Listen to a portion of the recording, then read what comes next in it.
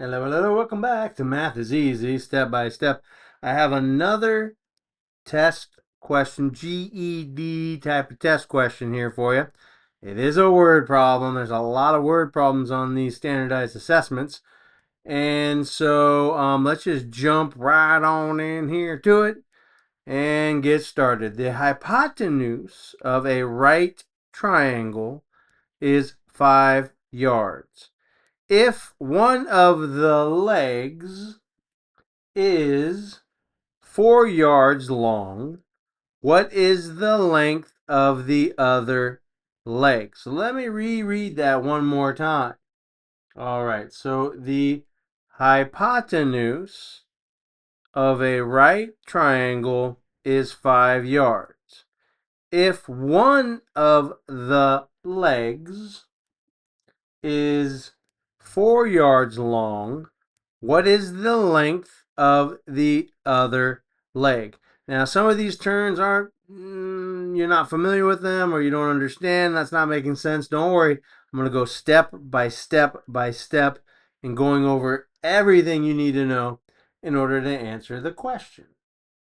All right, given the information above in the word problem, what is the length of the other leg? Is it A, square root of 35 yards, B, 3 yards, C, the square root of 3 yards, or D, 35 yards?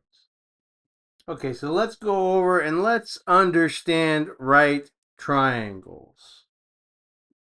All right, so the whole definition of a right triangle starts right here with this little square. Sometimes you'll be given the angle degrees. Here it's 90 degrees, or most of the time, you're just going to see this little square in one of the vertices of one of the angles of the triangle.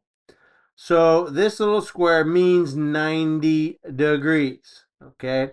Always, always, always opposite the right angle or the 90-degree angle, you'll find the hypotenuse, right? It will always, always, always be labeled letter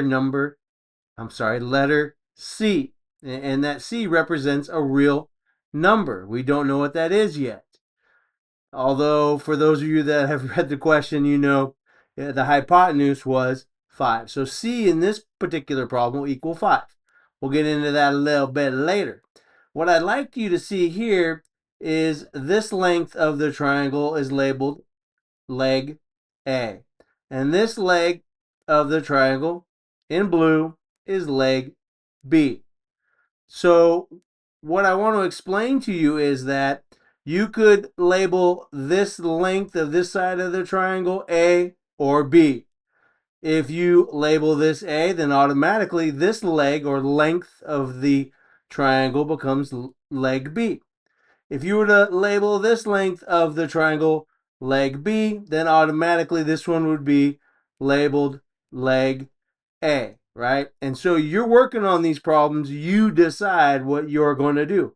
I labeled this leg A, which makes this leg automatically B. A leg is just the length of a triangle, and always, always, always opposite that right angle or 90-degree angle is your hypotenuse, which is always, always, always going to be your C value. Okay, so when we're working with right triangles, usually there's a couple things we're working on. We're working on trying to find the sine, cosine, or the tangent.